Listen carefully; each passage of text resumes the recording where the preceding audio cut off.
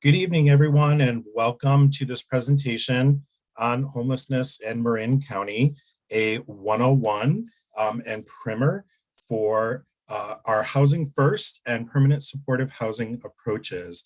We thank you all for joining today and hope this is an informative presentation. Next slide, please.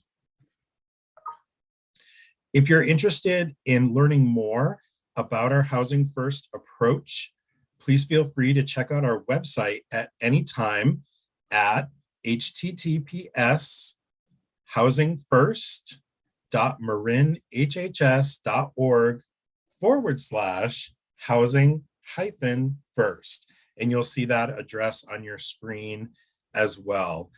It's a great place to find out more about what we're doing on a regular basis and to see the amazing progress that we're making on the issue of homelessness here in Marin. Next slide, please. We've also put that website in the chat for you as well. This slide contains instructions on how to access Spanish language interpretation through the Zoom site. You'll see here that you can click on the interpretation icon, choose Spanish as the preferred language, and make sure that you take that third step to click mute original audio so that you hear just the Spanish translation piece. Next slide, please. Also, we would love to hear your questions after the presentation. So all you need to do is click the Q&A button at the bottom of your screen to type in a question. We will be facilitating those after the presentation is over, which should take about 30 to 40 minutes. And we look forward to hearing any questions that you might have around our Housing First and permanent supportive housing approach. Next slide, please. Just want to clarify at the beginning of this presentation that our webinar tonight is intended to be an overview of our Housing First and permanent supportive housing approach. This is not a webinar specific to the Project Home Key program at South Alicio Drive in Greenbrae. If you are interested in participating in a community forum around that topic, you can join on January 18th from 6 p.m. to 7:30 p.m. via Zoom. And to stay updated about the website overall, you can go at any time to www.1251salicio.com. There are lots of frequently asked questions that are very helpful to review that will answer just about anything you want to know about the project. And again, that website is in the chat. Before I introduce our presenter for tonight, and apologies, I should have introduced myself at the beginning, but I'm Gary Najaris. I'm the Director for Homelessness and Whole Person Care with Marin County Health and Human Services at the County of Marin. And I'm your host for this evening. I will be back when it's time for Q&A to help facilitate some of the Q&A that comes up. So now it's my privilege, if we can go to the next slide, to introduce one of my amazing colleagues, Ashley McIntyre, who's our homelessness policy analyst with the Division of Homelessness and Whole Person Care in Health and Human Services. Ashley, over to you. Thank you, Gary. Hi, everybody. Thank you so much for joining us tonight. I'm going to run through quite a lot of information, so please make sure you keep track of your questions. We love questions, but we're going to hold them to the end. So let's start with the basics. Homelessness is solvable as it exists today. Homelessness on a large scale, which for some folks can result in years or decades of being unhoused, has its origins in the policies and the economic climate of the 1980s. It has not always existed for sure. Like any new phenomenon, it took a little while to discover what its causes and solutions were. It took some trial and error. And even now, those causes and solutions are very well known to those in the field. From the outside, homelessness really does look like an inevitability, like a hopelessly complex issue that can only be managed and not actually solved. But that's not true. So our goal today is to show you through a brief history lesson, an examination of 30 years of peer-reviewed studies, and don't worry, we're just going to go quickly over that. We don't want to bore anybody. And our experience locally, what works, what doesn't, and what Marin is doing to address homelessness. Next slide. There have always been people without homes, but homelessness as we know it today, the epidemic that former San Francisco Mayor Willie Brown called unsolvable, is not inevitable, and we do know how to solve it. It's the product of a bunch of factors that began to collide in the 1980s. In fact, actually before the 1980s, homeless wasn't really in common usage. Some of those factors included the end of the Vietnam War and the return of veterans, and the gutting of federal social and housing programs. So when homelessness began to overrun city streets, communities responded as they would to a natural disaster with emergency shelter and services. Providers assumed that with a place to stay during a crisis, a meal or two, and eventually some sorts of support services, folks would find their way back to stable housing. That was not the case. Next slide. In the 1980s, or the 1990s, excuse me, law enforcement stepped into the picture. Police officers began acting both as outreach workers and enforcers, clearing encampments, shutting down panhandlers, and connecting people to limited housing and counseling programs. Aside from the challenges that arise from repurposing police as social workers, aggressive enforcement of local ordinances in many cases actually creates a lot of barriers to accessing permanent housing. Next slide. In the 2000s, programs that were begun in the 1990s began to publish data indicating that placing people in permanent housing without preconditions is actually remarkably successful and cost-effective. That strategy is called Housing First, and we're going to get to a little bit more of that down the road.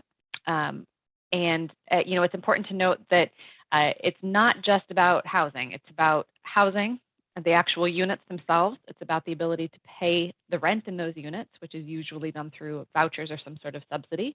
It's also about the support services. Those three things together combine to be a very effective strategy for addressing homelessness. And next slide. So meanwhile, while all that's going on, there have been huge increases in housing costs. But federal spending on housing programs has remained relatively stagnant, and in fact actually decreased as a percentage of the federal budget. And spending on other costs, such as healthcare costs, has skyrocketed. Next slide.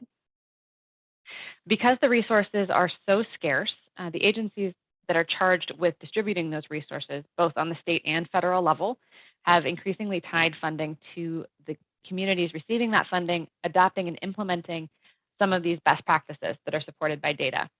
And we're going to talk about some of those shortly. So some of those were really greeted with skepticism. Would they work in Marin? Would our projects be able to adapt? Are we actually a special place where some of these things aren't going to apply? And we found that actually they did work, and the process of implementing them actually made us rethink our entire system of care and create a more efficient system with fewer barriers. Next slide. Okay. So this is just included to let everybody know, homelessness in Marin is very visible in certain places, but it's a county-wide issue. We have homelessness in every jurisdiction in much of incorporated Marin, and we have had that is not a new phenomenon. We do a homeless census every 2 years. It was actually postponed in 2021 due to the pandemic. So the most recent data we have are from 2019, unfortunately. But we are about to conduct a new homeless census, call it the point-in-time count, in, I believe, February. We're moving the data around a little bit due to the Omicron surge. So stay tuned. So next slide, please. So the biggest shift that we had to make to see improvements in our communities and to meet the federal and state funding requirements was to focus on the people who are the most vulnerable, the most visible, and the most complex. And those are the folks who are chronically homeless. The folks who are experiencing homelessness are not a homogeneous group. For most people, homelessness is brief and one time, but there are some people who struggle to re-enter housing, and the longer their homelessness persists, the more difficult it can be to return to housing. Homelessness is a deeply traumatizing experience, and if it's prolonged, it can cause or exacerbate medical and behavioral health challenges. As a result, most of the challenges that homelessness presents to neighborhoods and municipalities are the result of what we call chronic homelessness. And people who are chronically homeless have been homeless for more than a year. So sometimes that's 1 year consistently. Sometimes it's multiple episodes over a few years. And very importantly, they have a disability. This is a population of folks who have maybe a physical, a mental health, substance use, developmental disability. These are folks whose ability to maintain independent housing long-term is significantly impaired. Next slide. So we have found that as the most people who experience homelessness experience very brief homelessness and resolve within the first couple of weeks. Other folks will experience, very short-term, brief episodes, but it's not chronic homelessness in the way that when you think of visible homelessness, you're probably thinking of chronic homelessness. So as the length of homelessness increases, vulnerability also increases. Folks who are homeless who are chronically homeless have a life expectancy about 25 years less than people who are housed. And people who are chronically homeless have a medical age about 25 years older than their chronological age. So for example, if somebody is chronically homeless and is 50 years old by the date of their birth, they have the medical problems of somebody who's 75. Next slide. It also costs a lot more money to leave somebody who is chronically homeless on the street than it does to place them in housing. A recent study out of Santa Clara placed the average cost of a permanent supportive housing unit at about $25,000 per year, and the average cost to municipal services, including ambulance rides and jail costs in hospitals, at about $65,000 per year for someone who's chronically homeless. Next slide. Unfortunately, historically, our systems of care really focused on those folks who were in the first two categories, the temporary homelessness, the episodic homelessness, the folks who were going to resolve much more quickly. Those are the folks who historically have been had an easier time following program rules, meeting expectations, and managing to navigate their way through a complex system. Next slide. And that results in what we call the cycle of chronic homelessness. So these folks who are difficult to serve then fail out of programs that are high barrier with a lot of rules that they're struggling to follow. Failing out of those programs breeds distrust. And so those folks are less likely to seek or accept help in the future. And without the assistance that they need, they get worse, which then causes them to become more difficult to serve, et cetera. And the cycle continues. So in order to serve that population, we had to adopt new ways of operating, both the county and our community partners. Next slide. It became clear that some of our neighboring Bay Area communities, despite having the same high housing costs that we have and low vacancy rates, were seeing better results than we were at housing the most visible folks who were experiencing homelessness. So we took some field trips across the Bay Area to see how they were doing it, and we learned some interesting things. Next slide.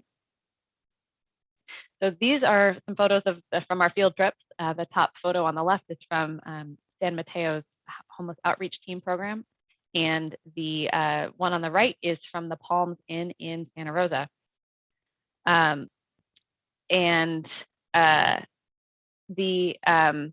These other communities were focused on permanent housing over emergency solutions for temporary housing. And in San Mateo, they created an intensive outreach program for folks who were homeless in downtown San Mateo, and they focused on getting them into supportive housing and dramatically decreased the number of folks who were homeless in San Mateo. In Sonoma, the Palms Inn transformed a hotel into a permanent supportive housing project, creating a large number of new units and also decreasing the amount of crime in what was a fairly rough neighborhood previously by increasing more eyes on the street. So what these projects taught us is that great results were possible with some creative thinking. and coordination between different providers and strong leadership. Next slide. Thank you. So the homeless systems of care historically were very difficult for folks to navigate, for anybody to navigate, whether they were a person experiencing homelessness with significant disabilities or not. Difficult for providers and for advocates to navigate as well. We have moved to Housing First, which says that housing is a human right. Your housing is not tied to your acceptance or participation in services. Services are based in your home or your community rather than having to go to a specific location. We really focus on consumer choice and self-determination. We really want to work with the person, with the client to make sure that the services that we're providing are what is meeting their needs. We're oriented toward recovery and also harm reduction, which basically means we are interested in supporting folks in reducing their harmful behaviors, but not tying their housing to their success in doing so. And that would maybe specifically around substance use is the most common example there. Next slide. So Housing First has been tested in many communities across the country. It's been implemented across Canada and Europe, Australia as well. Both clients and family members report greater satisfaction.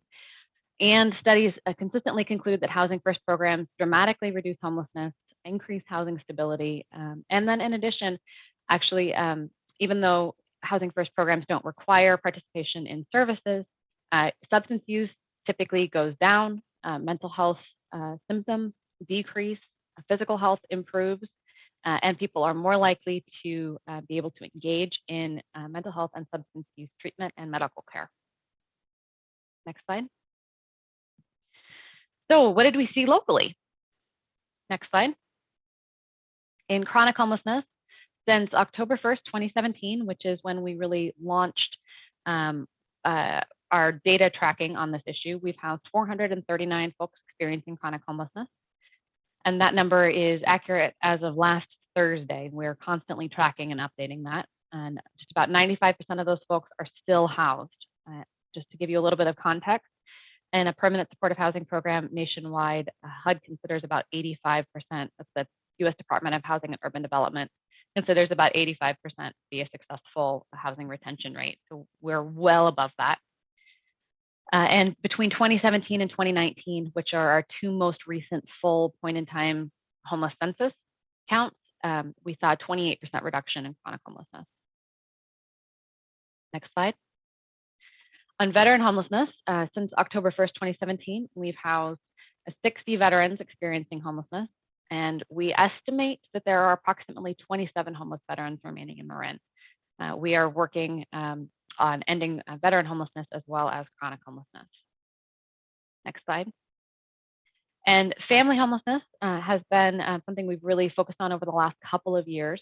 We're not tracking quite as consistently our numbers until last summer, or I guess that was 2 summers ago now. Since June 1st, 2020, we've housed 91 homeless families with children here in Marin. We believe we have approximately 23 unsheltered homeless families and 32 homeless families in a shelter or transitional housing program here. All right, so how did we do it? How did we house so many people? Next slide. First up, very simply, more units. We increased our permanent supportive housing units from 317 in 2016 to 629 in 2021. And FYI, I'm sorry, I should have mentioned before, permanent supportive housing is exactly what it sounds like. It is a permanent housing placement, so either a voucher or a specific unit that someone's assigned to, wrapped in support services. And those support services are tailored to the needs of the client, and they flex up and down as those needs might change. So when someone is initially placed in a permanent supportive housing unit, they might receive multiple visits a week from a case manager, and intensive connections to other sorts of services. But after they've been housed for a while and are much more stable, they might reduce to every other week or a monthly check-in with a case manager. And if something were to happen, a parent to die, or a job loss or something that caused some tough times for that person, then those services would again increase. Next slide. We also implemented coordinated entry. Coordinated entry is a federally and state mandated program that helps us assess and assign folks experiencing homelessness to the housing intervention that is most appropriate for them. So everybody in the community receives the same standardized assessment that helps us measure how vulnerable someone is. We assign people to available housing units based on their vulnerability. It's no longer first come, first serve. It operates much more like an organ donation wait list or a hospital emergency department. The folks who are the sickest are going to go first.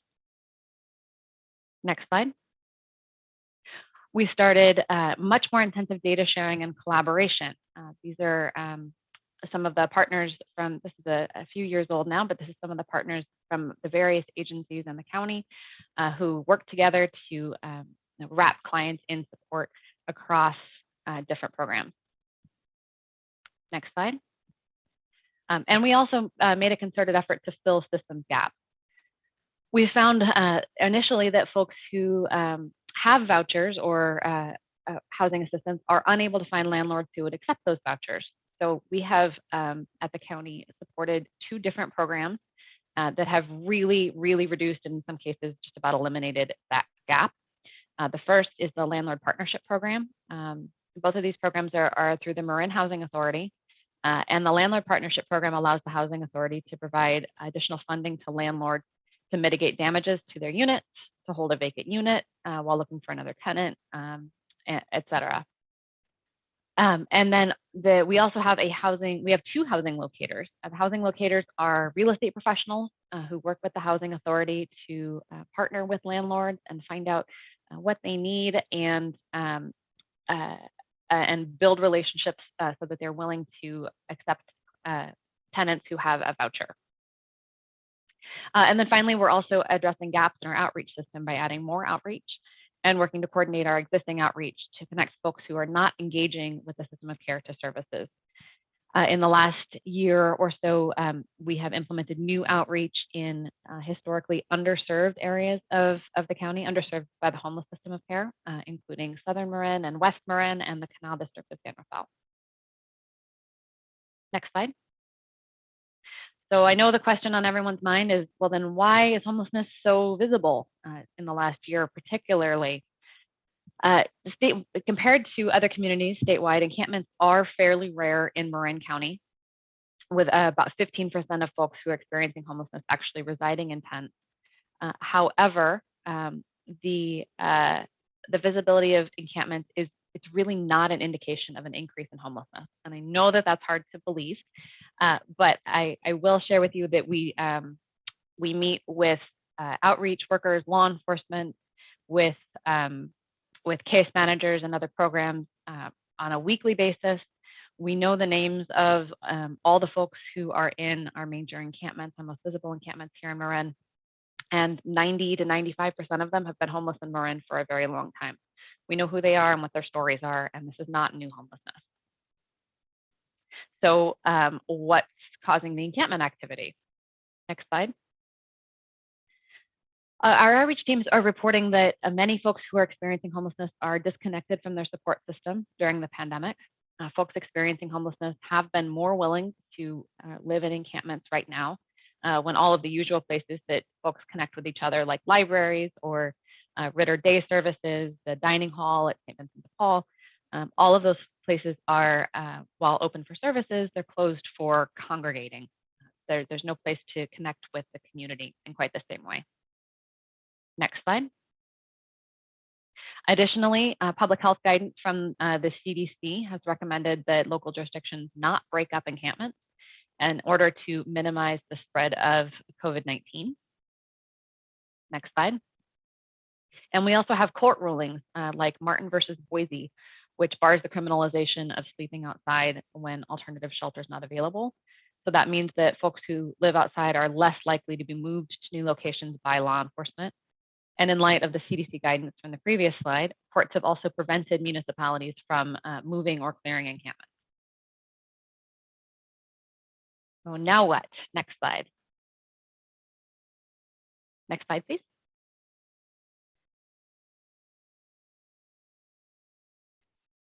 Excuse me. So we continue to bring new units online, including the Mill Street Center, call it Mill Street 2.0, and this is actually an in-progress photo of that project in San Rafael, which is a redevelopment of the existing Mill Street shelter to be a shelter and 2 floors of permanent supportive housing with on-site services. The Kerner building, which is also in San Rafael, acquired last year through Project Home Key, will again be permanent supportive housing with on-site supportive services. The Casa Buena in Corte Madera, acquired again last year through Project Home Key, again with on-site services. You'll sense the theme. And then, as Gary mentioned at the beginning, the project we've applied for in the most recent round of Project Home Key funding, 1251 South Alicio. So these are all of these projects are different from the currently available units. These are more highly supportive with 24/7 staffing, and they're dedicated to folks who have experienced chronic homelessness. These aren't blended population projects, not general rental units combined with permanent supportive housing. They're dedicated homeless housing projects. And then through partnerships with the Marin Housing Authority, we have significantly increased the number of units available to folks experiencing homelessness. MHA allocates up to 50 places on the otherwise closed Section 8 waitlist for people experiencing chronic homelessness, with people who have services provided or coordinated by Health and Human Services, which leads us to our next slide, which is case management. Those units aren't enough. We never place somebody who's experiencing chronic homelessness in a unit without the support they need to stabilize. Housing case managers do everything from work with landlords and help clients locate units, to making sure that clients pay rent on time, to helping clients with essential life skills like grocery shopping or plunging a toilet. Some of that case management comes through county behavioral health services. Some of it comes through the Department of Housing and Urban Development. Some of it comes through the Department of Veterans Affairs, but most of the case management in Marin permanent supportive housing projects is funded through a combination of state and local funding. In summer 2021, all of the cities in Marin partnered with the county to fund a new case management program for high users of city services, including police, fire, ambulance, or Department of Public Works services. That case management will allow additional vulnerable people experiencing chronic homelessness to access permanent supportive housing. Next slide. And along with permanently and stably housing people experiencing chronic homelessness, we must simultaneously prevent chronic homelessness as often as we possibly can. So in addition to broader social safety net responses like affordable housing and income assistance and employment support, the homeless system of care has a few tricks up its sleeve to intervene quickly as well. Homeless prevention keeps people in the home they already have by supporting people with back rent, with overdue utility payments and car repairs to get to work, et cetera, things like that. Rapid rehousing is appropriate once somebody has lost their home. We try to bring them back into housing as quickly as possible, since the longer that somebody is homeless, the more difficult it tends to be for them to return to stable housing. So for folks who may need only a bit of short-term support to get through a difficult time, we can help people find a new unit and support them with a few months of rental assistance and case management as they stabilize and they increase their income. Next slide. So we did want to include in here, if somebody is listening in who's experiencing homelessness, who's sleeping on the street or in a vehicle or in another unsheltered setting, beginning next week, you can call this phone number, 415-473-HOME. We are in the middle of transitioning our coordinated entry program between providers. So if anybody needs more immediate assistance, I'm happy to provide that information as well. And for questions, the next slide, I can go to hhshomelessness@marincounty.org. You can also put your questions, if you have not already done so, in the question box, and we'll answer them live today. But if you think of something at 2 o'clock in the morning that you didn't get a chance to ask, please feel free to reach out. Thank you, Ashley. That was an extremely informative presentation, definitely packed with lots of information from the history to our current work. and successes in Marin. Thank you for sharing that. Again, just a reminder of a couple of things before we move forward into the Q&A. First off, you have two websites in the chat. One, which is housingfirst.marinhhs.org/housing-first, where you can read more. And as Ashley showed on that previous slide, there is an email address where you can reach out and submit any questions or thoughts that you have at any time. Additionally, I just want to remind everyone on the webinar tonight that this presentation tonight is intended as an overview of our Housing First and permanent supportive housing approach. This webinar is not intended to answer specific questions about sites like 1251 South Alicio, which is a proposed home key site. As we showed earlier, there will be a community forum coming up next week around the 1251 South Alicio project, and we encourage you to do two things. One, go to www.1251s, as in Sam, alicio.com. You can see a robust frequently asked questions section, which will answer a lot of your pending questions about that site. If you don't see something answered within the FAQs, you can always bring it up as a question during the forum next week. So just a reminder, we will not be specifically addressing 1251 South Alicio during the questions for this presentation tonight. Secondly, in reviewing the questions, a number have come in regarding the actions and policies of other agencies and jurisdictions. And we are not able to address those because those actions and policies are not within the purview of the county. So, Ashley, I have one question for you just to get things warmed up before we go to any of the questions in the chat. I was really struck by the slide that you presented and the information that you shared about how medically needy the unhoused population is, and how it really not only shortens the lifespan of someone who's unhoused, but also that their medical age is so much higher than their chronological age. I was just hoping you could talk a little bit more about just how medically needy this population is, and maybe some of the things that we do in Marin to try to really address some of those needs. Yeah, thank you very much for that. We do see a lot of very, very sick folks in our programs. Most of the folks that we're serving have not just one medical condition, but many. And some of them are visible, some of them are not. We've served everybody from wheelchair-bound folks to people with traumatic brain injuries, to folks with in advanced stages of cancer, to folks who have multiple of those things all at the same time.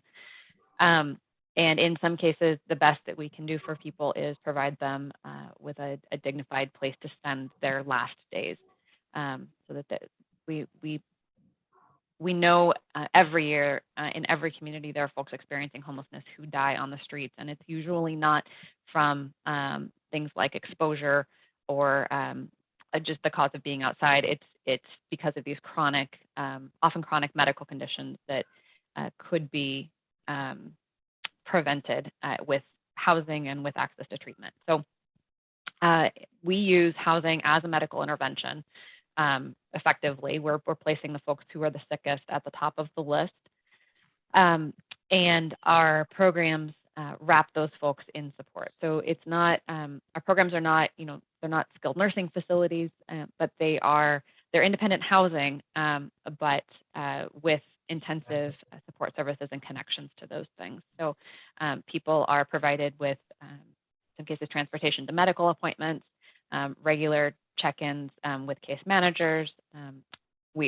In some cases, are also able to connect people to medical case management to help them manage their complex medical conditions. through some of our clinics. There's a wide variety of things we do to support those folks.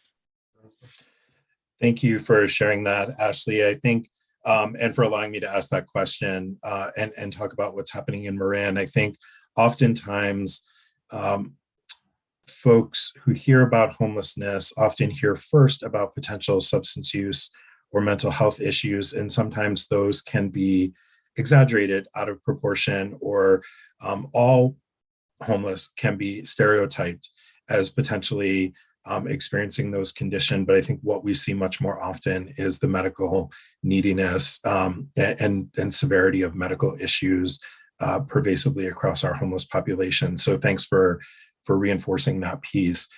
So we have a ton of questions and they keep coming in. So we're definitely going to want to jump over to those. We have Stacy Murphy, who is a consultant to our efforts at the county, who will be reading out some of the questions. Hi, I'll just start right at the top. We got a question from Council Member Kevin Haroff. So I'm going to read that right out loud. It says, as a city council member in the city of Larkspur, I was surprised to see the statistic on your chart about the dramatic recent rise of homelessness in our community, which includes much of Green Bay, including South Aliso. More information about that would be helpful. All right. So the chart that I showed, the most recent data on that chart are from 2019. So it's recent, but not so recent. So we're really hoping maybe by this summer to have more recent information about homelessness in the various jurisdictions across Marin.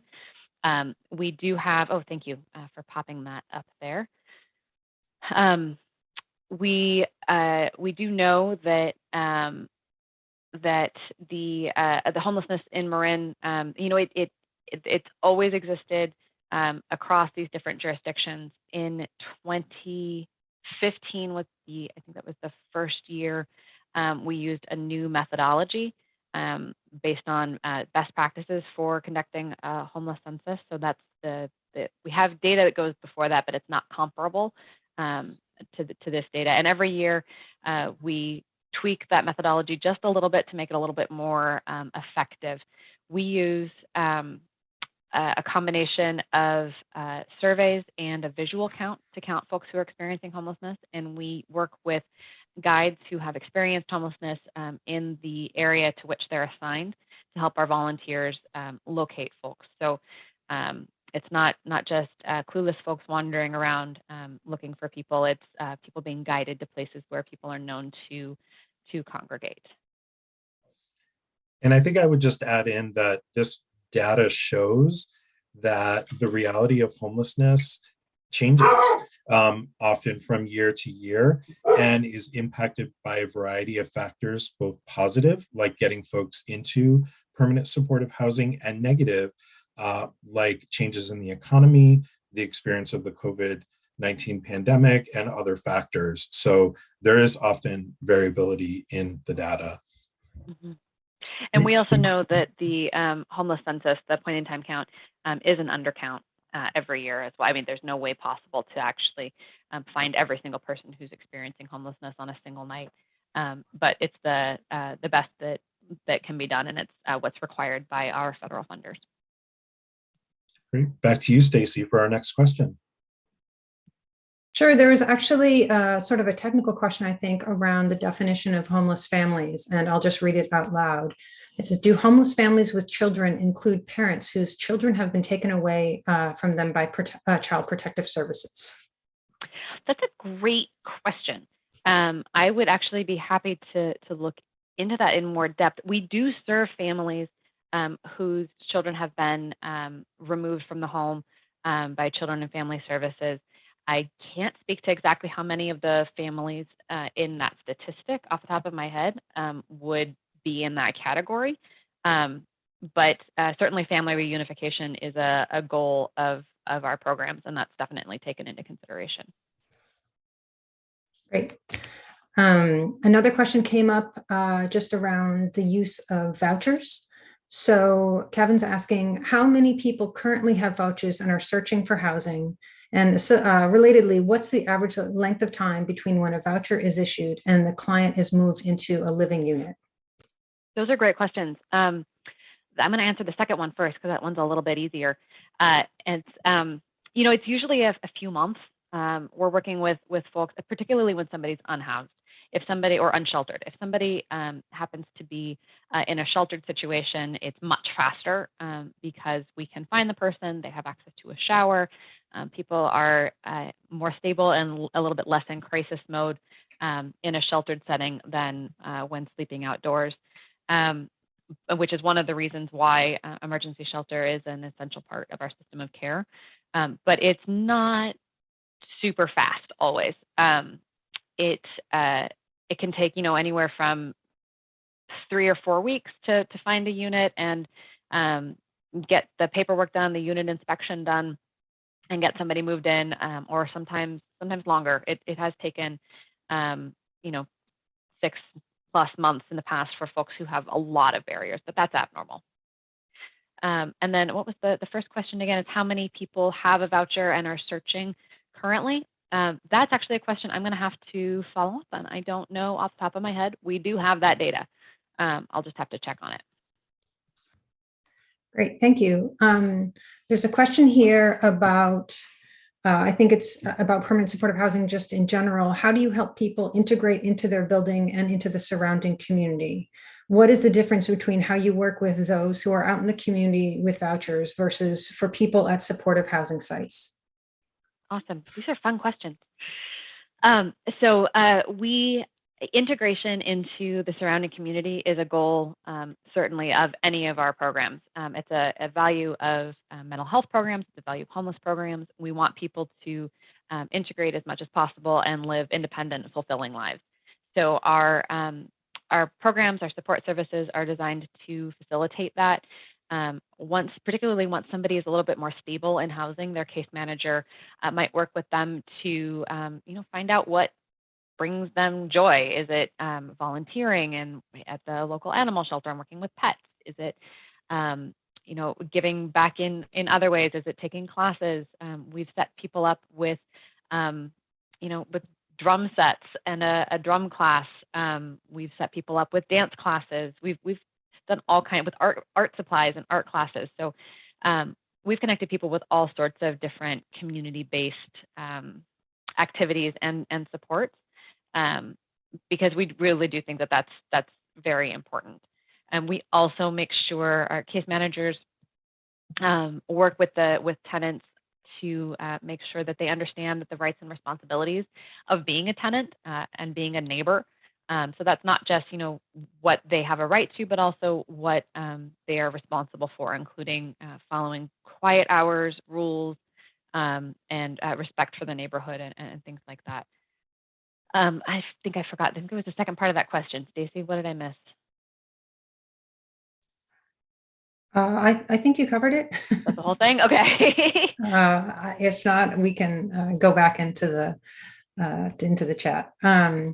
We have a question here from Wendy. I am in an office building in San Rafael, and my landlord wants me to call the police if there's a person experiencing homelessness sleeping in the carport when I come to work in the morning. Is that what you could recommend? Is that what you would recommend, or is there a better contact to help someone find a safe, warm, dry place to sleep? Oh, that's a tough one. Honestly, calling the police is probably not going to help. If you're very concerned about somebody's welfare, the police will come out and do a welfare check.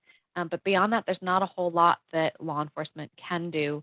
San Rafael PD does have, a fantastic mental health clinician on staff, and she can. So calling San Rafael PD can connect you with her, and she can come out and check on someone. That can make a lot of sense. If somebody's having a very visible mental health crisis, and we recommend that you call the mental health crisis team, and I'm hoping maybe Gary or someone can put that link up for people, put that phone number up. Of course, if anybody's ever concerned about safety, then law enforcement is the appropriate response. But there are some alternative resources. And we do have outreach as well. So if, what's the best way to connect you all as audience members with those resources? How about we will post something on our website when we post this this recording to connect, to let people who are concerned about people connect with our outreach services.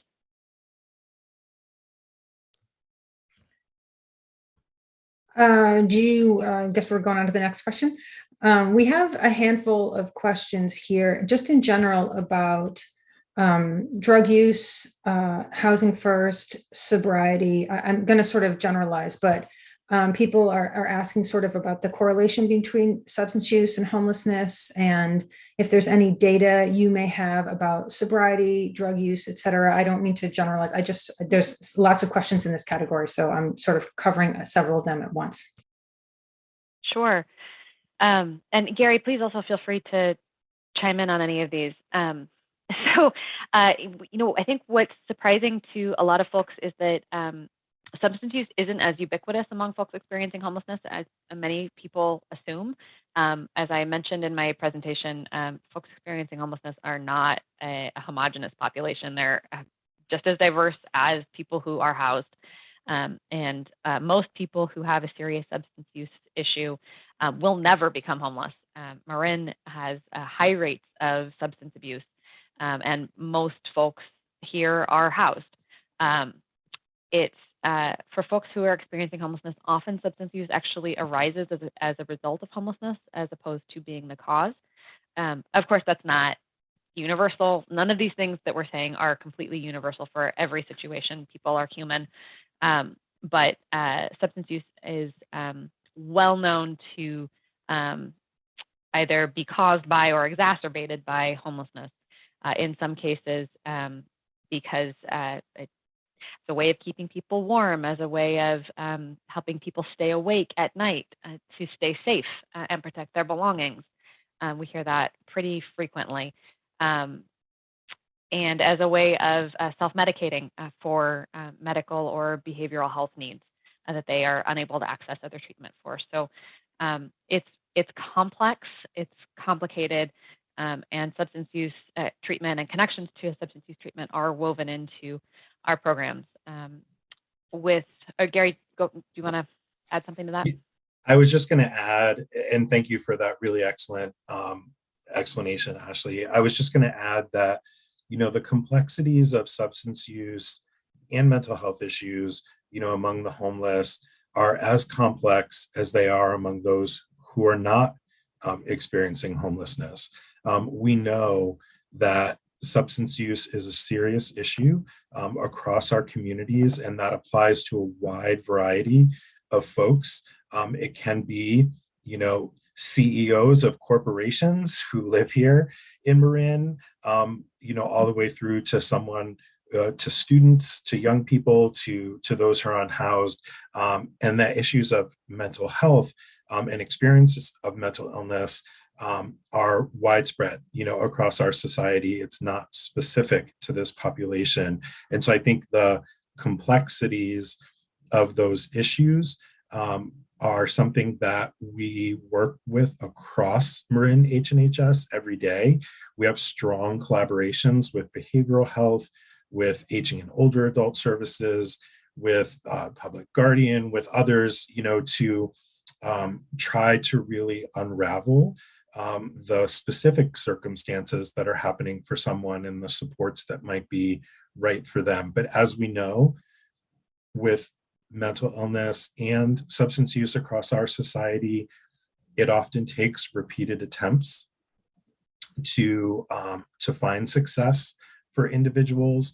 And our jobs at the county are really about trying to help maintain that persistence of contact through our community partners, through the hospitals, through the healthcare facilities that we work with, to continue to give someone as many opportunities as they need to help them get healthier in every dimension. And I think I would add just, the causes of homelessness that we know from our reporting, and this information is available in our point-in-time count report, which I think we can also post in the chat, which has a lot of detailed information about homelessness here in Marin. Homelessness is really caused by, it's a housing issue with when folks really hit a combination of life crises. And most of the things that people cite as the immediate factor that precipitated their homelessness are things that just about everyone will experience at least one of in their lives. So it's like a divorce or separation, a medical issue, a job loss, an unplanned pregnancy. Those are the things that really, when there's, you're already struggling to pay the rent and your social support network is not robust, those are the things that really result in homelessness. Sometimes mental health and substance use issues are the cause of homelessness, but for the vast majority of folks, it's one of those other, or many of those other things combined. And Stacy, if it's okay with you, I was looking at one of the questions and I actually want to jump in with it because it's a really good one. Ashley, there are a couple of questions that are asking about kind of quote unquote, how do we make our list in Marin of folks to move through coordinated entry? And I think what several people have referenced in their question and comments is that, there are homeless across Marin County, not just in encampments.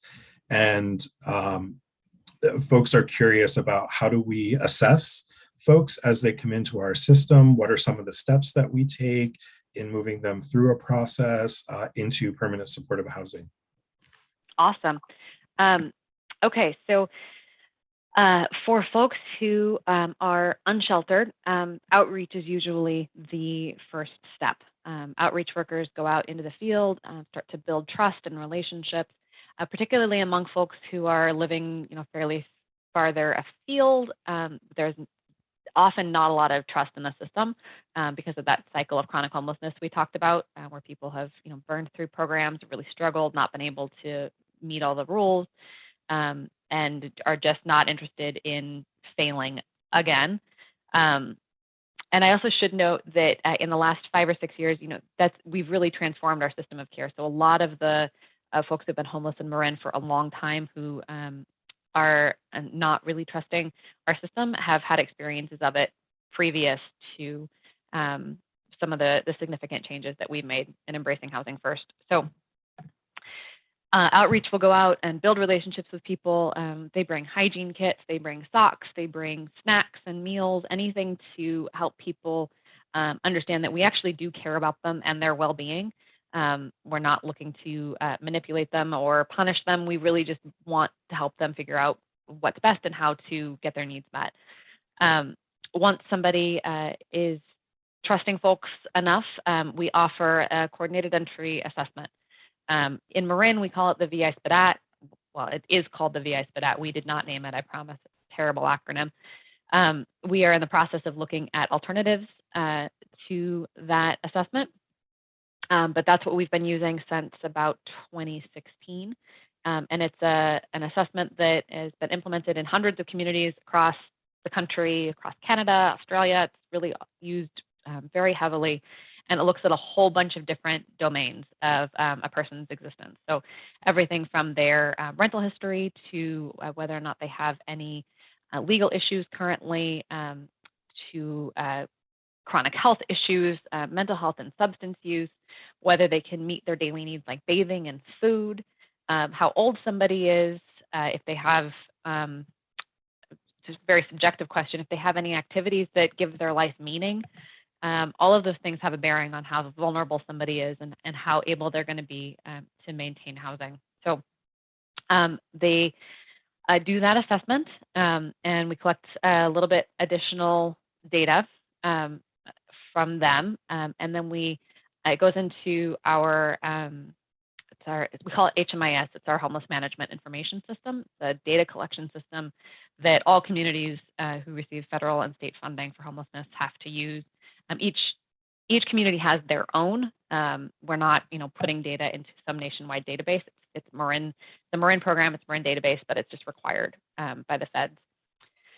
And from there, we're able to generate lists of folks. So if people who score in a certain point range in our assessment, we determine to be appropriate for permanent supportive housing.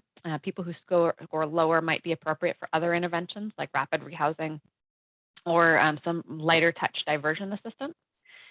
The coordinated entry is mostly, though not entirely, concerned with folks in that permanent supportive housing bucket. So we look at the folks who are in that range. We then look at some other factors that bear on vulnerability, including medical conditions and how long someone's been homeless. And that generates our list, and it's dynamic. So when there are housing opportunities that come up, we take a look at we rerun the report and we take a look at the most recent list. And then we meet as a team. I talked a little bit in our presentation about how important data sharing and collaboration across providers is. So for folks who have signed a release of information that allows us to communicate across programs, we sit together and we look, okay, well, John Smith is the next person on this list, and here are the open units that he's eligible for and what's the program that would be best suited to his needs. And that takes into consideration both John's preferences and John's needs, as well. Everything from it needs to be a ground floor unit because he's in a wheelchair to he really doesn't want to be in San Rafael because his brother lives there and his brother is a trigger for him. So let's try to find a unit in another place. To so-and-so likes to play the drums, and so living in a large apartment building is probably not a good plan for that person. And we make the most appropriate placement that we possibly can for that person. And then once that placement, that referral is made, that person's case manager will work with them to fill out the paperwork. Most of our housing is not in specific buildings, but it's voucher based. So folks have to go out and find a landlord willing to rent with them, and the case manager helps them through that process. And so do our housing locators.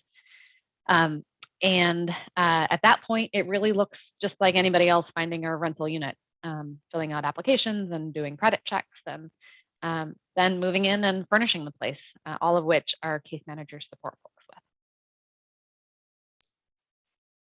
with. Ashley, one of the other questions that's come up, which I thought was a good one, is maybe if you can share a little bit about which other organizations we coordinate with in the county to address homelessness.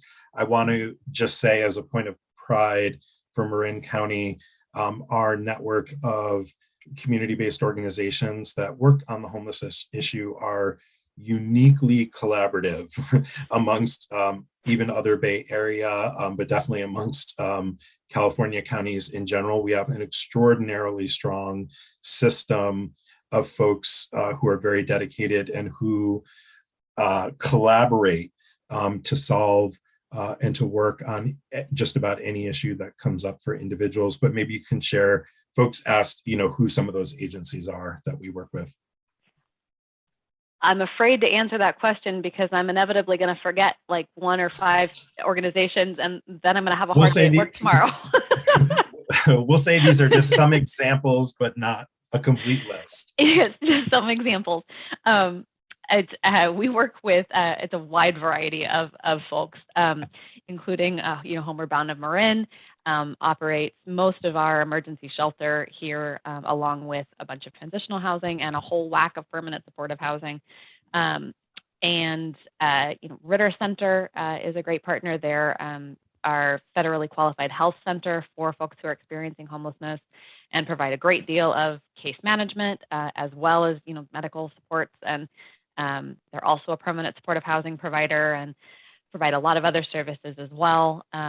Buckaloo Programs provides mental health supports for folks. St. Vincent de Paul, not only the dining hall that I mentioned earlier, they do a lot of the the rapid response sorts of work, including prevention and diversion assistance. Their housing help desk is a great resource for folks who are in a housing crisis. And then they also do a lot of high intensity case management too. So I mean, that is like the tiniest little sliver, and I'm totally going to hear it from people I didn't mention tomorrow, but we work extremely closely together. I've worked in a lot of different communities in a number of contexts and never seen a community that collaborates like Marin does. I've got a couple questions here. I'll just start with, looks like Mike is asking about what services are available to people who are undocumented. And I know you probably can't provide a whole detailed list, but maybe just an overview. Yeah, I think that's a really important question. I think a lot of folks who are undocumented are afraid that they can't access any of our services. And that's not true. We absolutely can serve people who are undocumented in some of our programs. Not all of them, for sure. Documentation status is required. Legal documentation status is required for some federally funded programs specifically.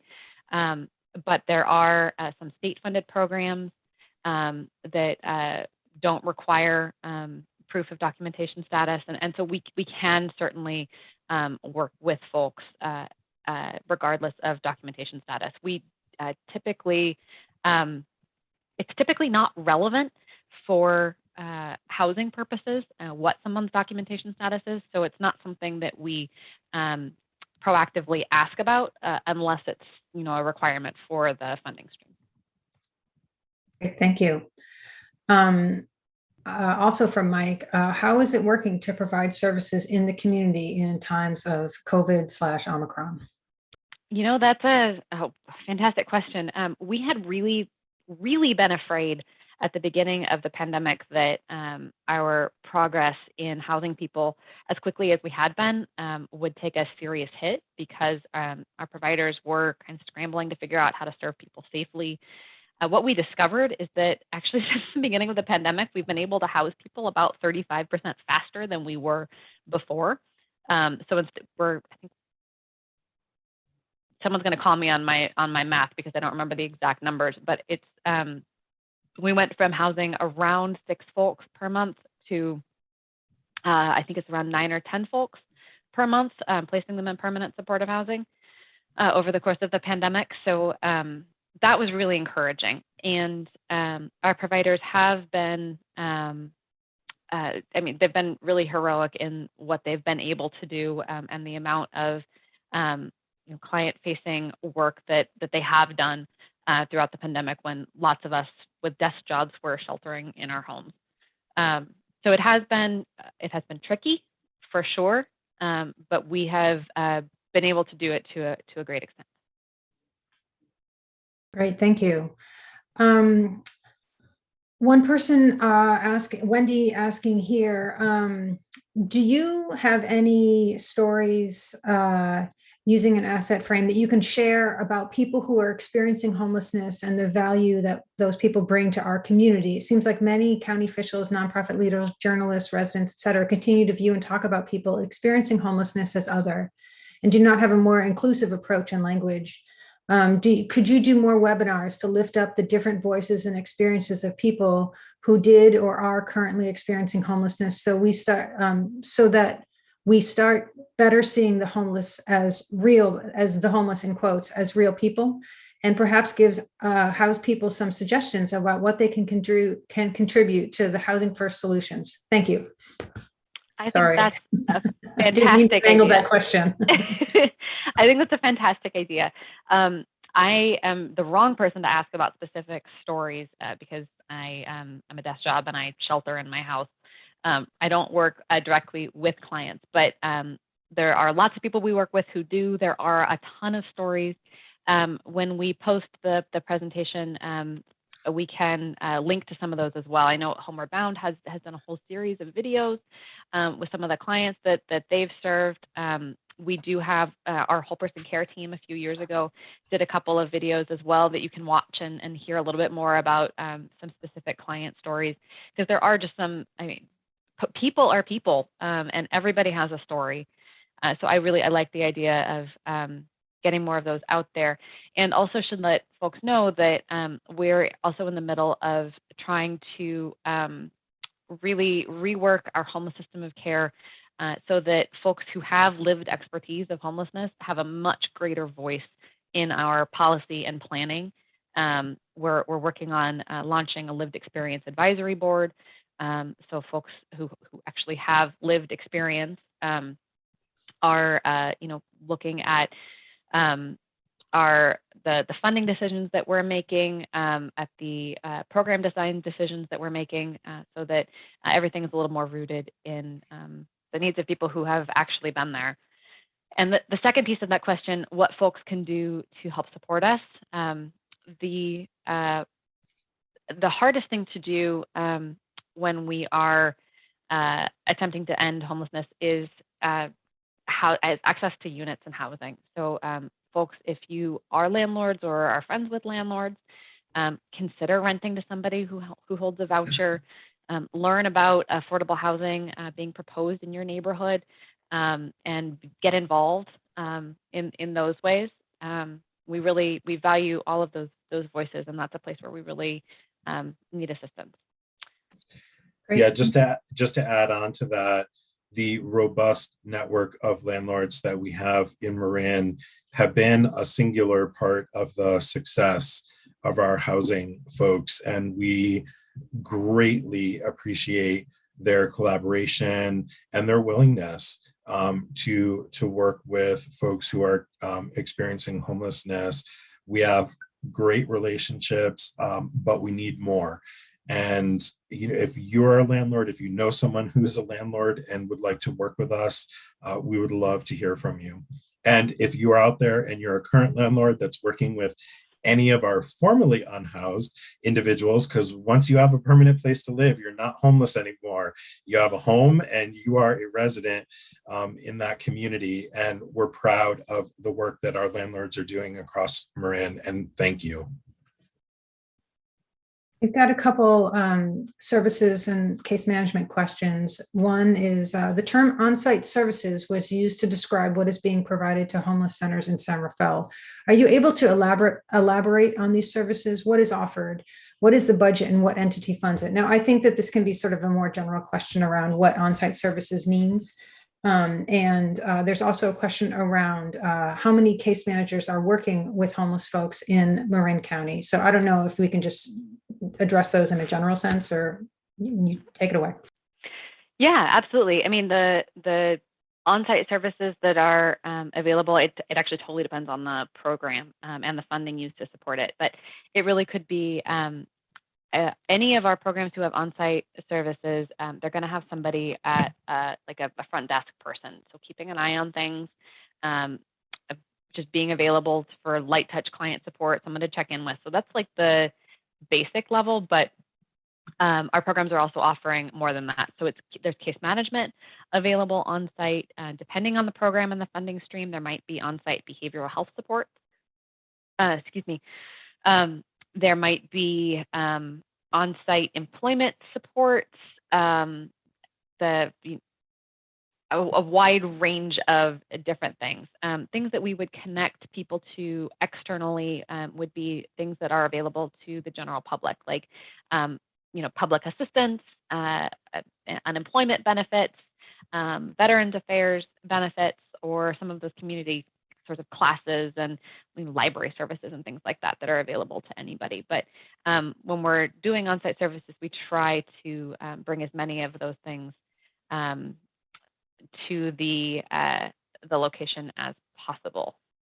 Did I answer the whole question, or was there a piece I missed? I don't know if you actually got to the piece around how many case managers there are in Marin. That's the one I missed. I know that's probably a tough question, but maybe a general response. So our programs operate on a 17-to-1 caseload, which is not as low as we would like it to be, but certainly much lower than most other communities. In a lot of communities, permanent supportive housing caseloads are more like 25 clients to a case manager, 35 clients to a case manager. And we have found that that's just not good enough for serving folks who have a lot of really high needs. So our programs use a 17-to-1 caseload, and I'm going to guess there's anywhere from 20 to 30, maybe. That might be too many folks who have Okay, well, maybe full we caseload. can, we'll That's a guess. take that as your best estimate and we'll go on to the. Yeah. Another question here is, I worry about I worry about people with chronic mental health issues as their behavior can be unpredictable and unfortunately sometimes threatening. What is the protocol for helping those with mental health issues that are in permanent supportive housing? And what is the protocol for tenants that are not improving and or disruptive? I want to both pose that as a question in general and also acknowledge that there have been many questions that came up with respect to Victory Village. And this seems like a good opportunity to add that into the response. Great. And let me say first, thank you for mentioning that, Stacy. Two things I want to address while we have about just under 20 minutes left for the Q&A. And we've gotten to, by combining some of the questions, probably about 20, 25 so far. So we're doing pretty good. I just want to acknowledge two things. One, for those of you who are typing in and keep typing in questions about the South Alicio project, we see you, we hear you. That's why we continue to have the community forums. That's why we have another one scheduled for next week, which we provided information on, and you can always check out the website. If you don't see answers in the FAQs, you can always ask additional questions. And you can always ask additional questions during the community forum next week. I just wanted to acknowledge we see you, we hear you. We will do our best to answer those questions through the venues that we have. Secondly, I also see and hear all of you who are asking questions about Victory Village, and we do want to briefly talk about that. Yes, we are aware of what's happening at Victory Village. For those of you that read the IJ article, you will see that our division was quoted in it as well. So we are aware. We have on the panel with us today our Director of Health and Human Services, Bonita Mclaren. And I wanted to just toss it over to her for a moment to talk a little about Victory Village. Thank you, Gary.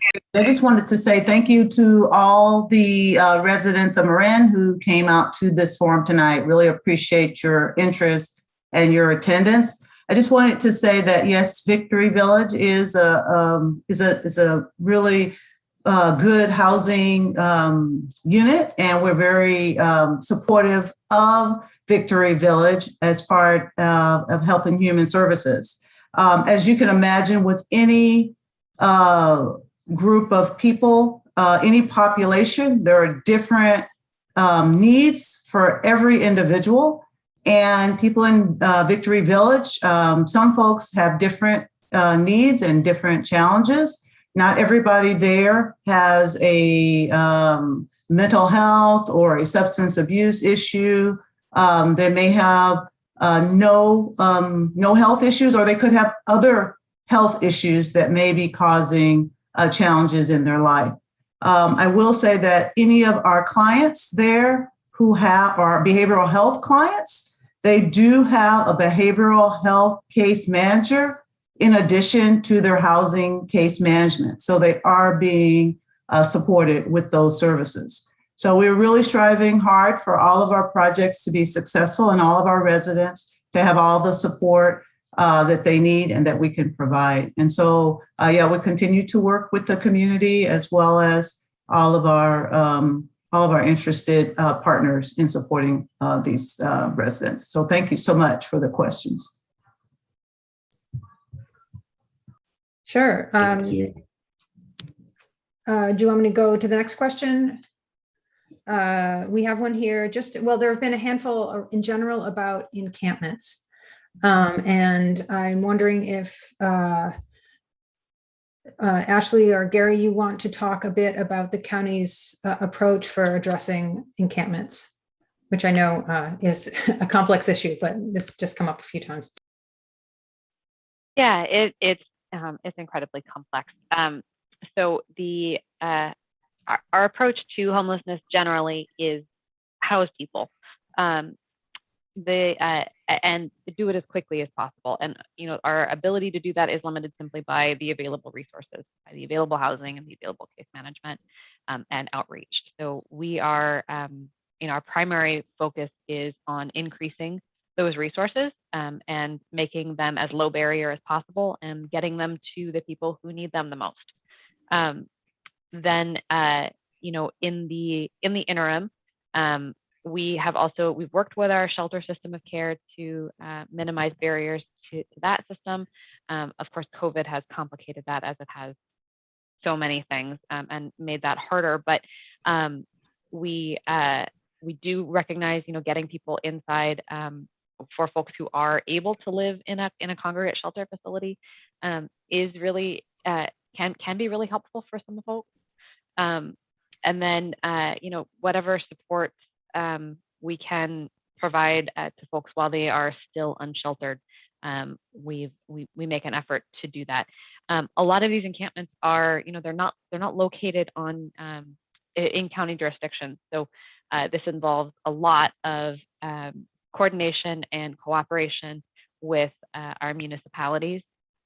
We talk with the cities multiple times weekly to make sure that folks are accessing services and trying to support them while they are unsheltered.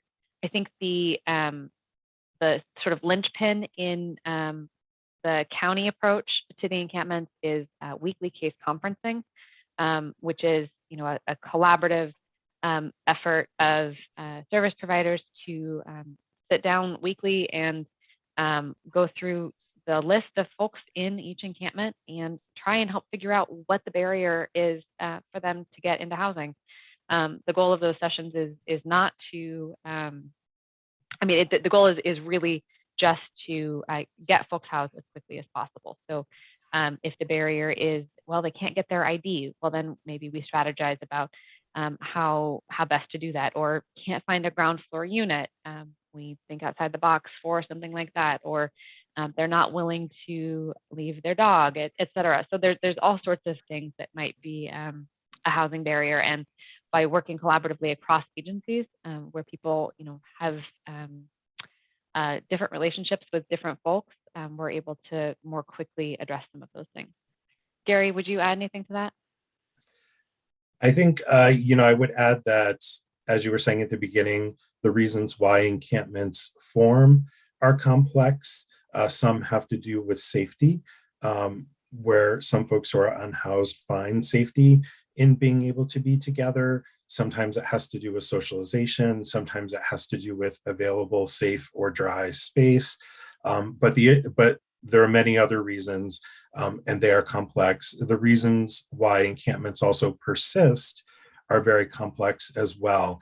And I think although encampments are visible, we always need to keep in mind that folks who reside in encampments, or folks who are out by themselves on a bench or under a bridge, trying to find a safe and dry space to be, or folks who might be living in a car, that homelessness exists in many forms in our county. No one is more okay or less okay than another. And I think that's why Ashley explained earlier a little bit how our assessment and coordinated entry system works. We try to the best of our ability to work with the most vulnerable folks and prioritize their moving forward in the system through our intensive case management process. We wish that we could address everyone and provide case management to every person that's out there and housing for every person that's out there. We hope that one day soon we are able to get to what we call a functional end to homelessness, which is that homelessness experienced in Marin is brief and non-repetitive for folks. And we've made great progress. Ashley showed that slide of housing 439 folks since this Housing First focus started in 2015. That is an incredible achievement among counties.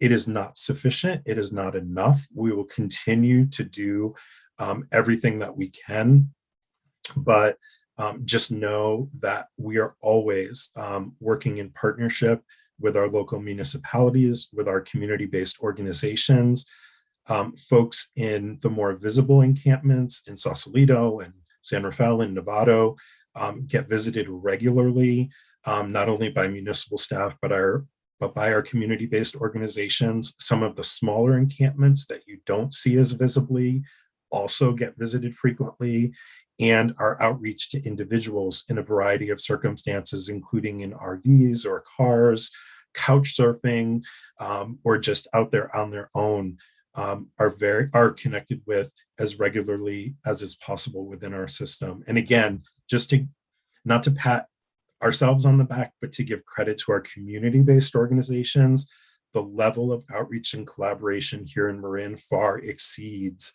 that in a lot of other places. And we are trying to continue to build on the success that we have and to do more. And we can use your help.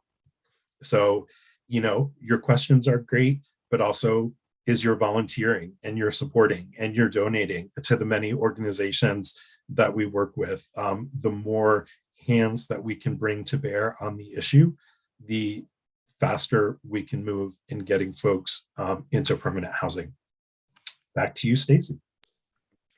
Great. There's a couple questions that have come up, which I'll try to combine, just about what people can do in the face of limited resources. More specifically, someone was asking about how to reach new encampments that come up, knowing that there are some outreach teams that serve San Rafael, Novato, Sausalito, but there are others that have shown up in more remote locations. Like, are there ways to reach out to those camps? And then also just a question around what people who are at risk of eviction can do. Are there prevention resources that we can direct people to?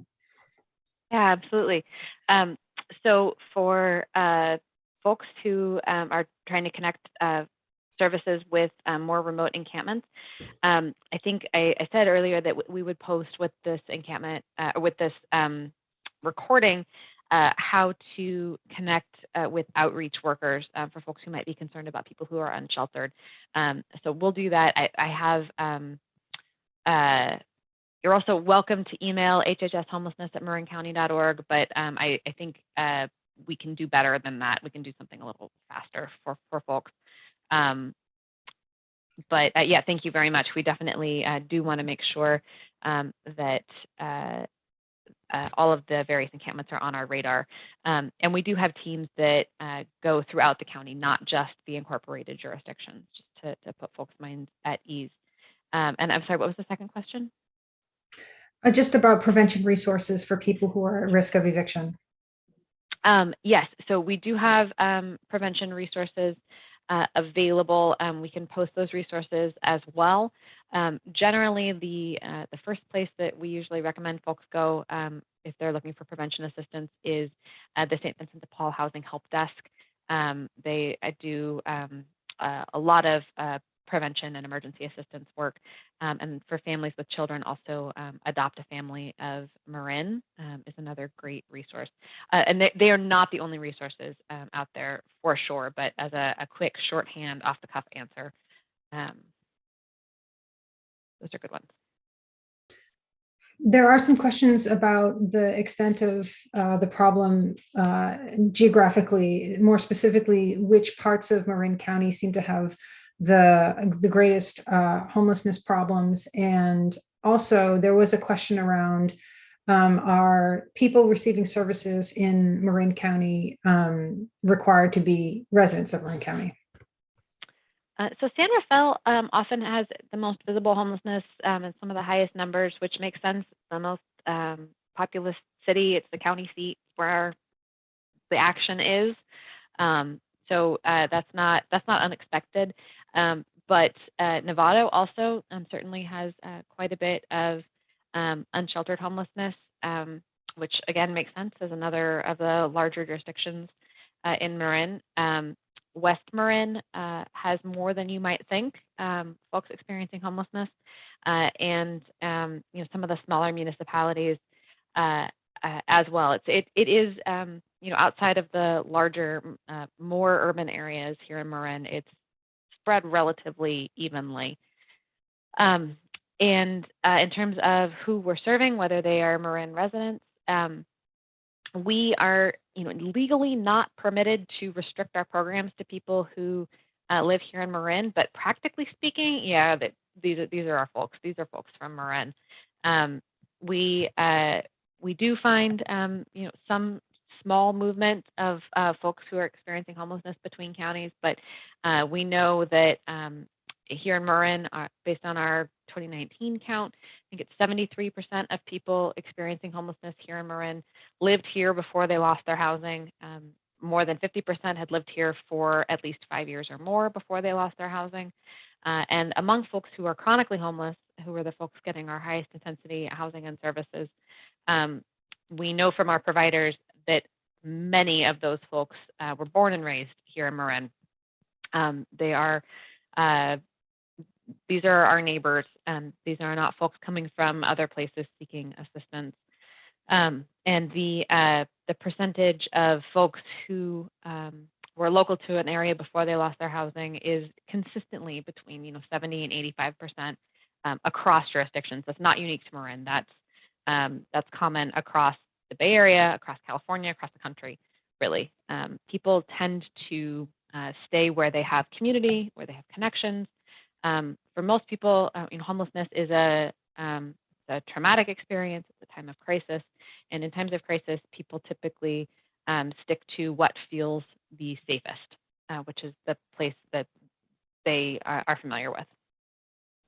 Thank you. And thanks, Stacy, for all of your management of the questions. I think we just have a couple of minutes left. And there was one really poignant question that was asked that I just want to relay to Ashley.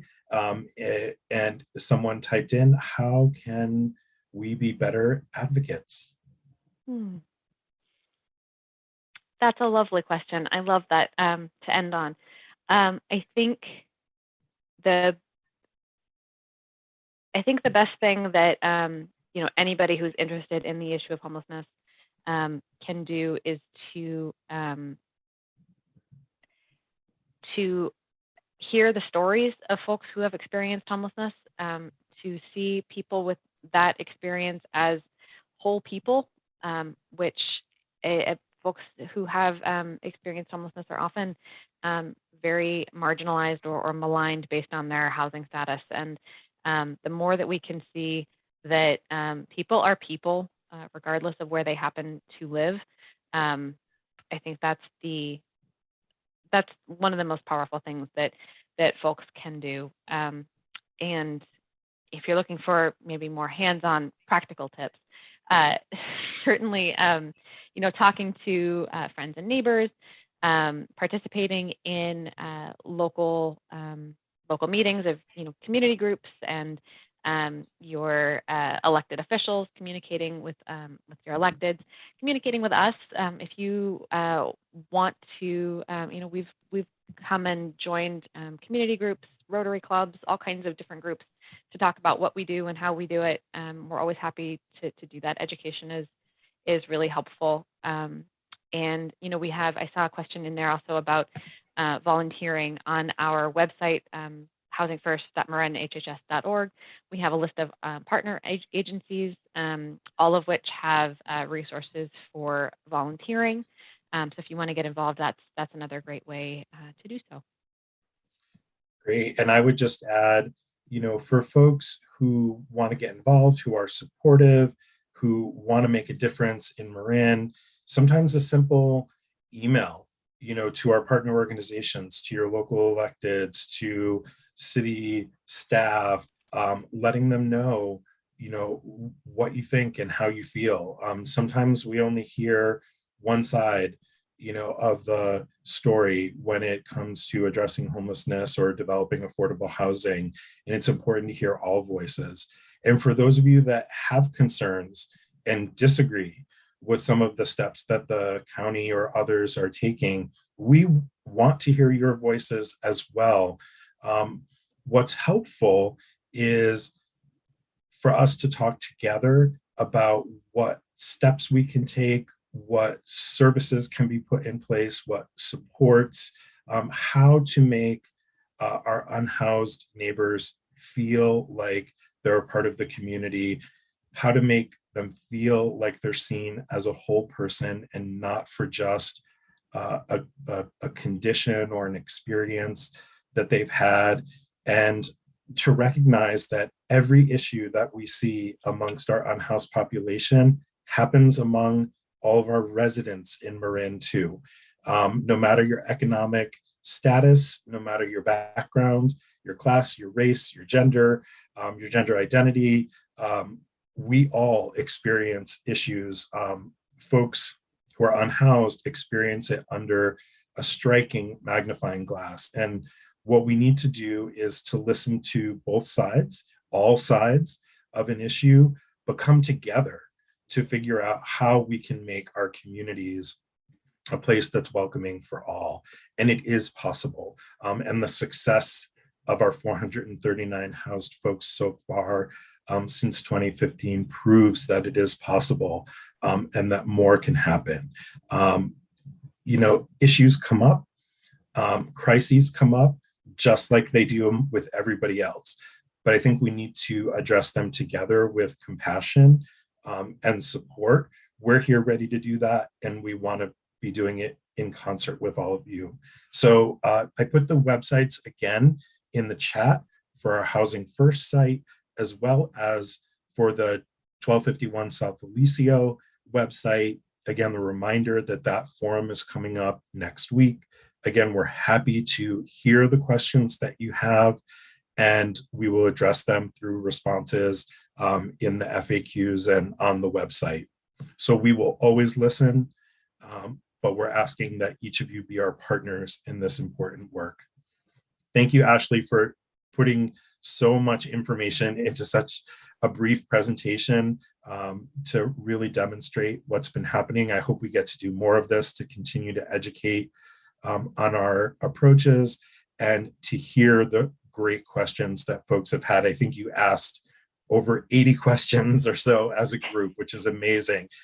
We will continue to review those. For those that we weren't able to answer directly, I apologize. We will review. We will do everything possible to try and address as many questions as we can.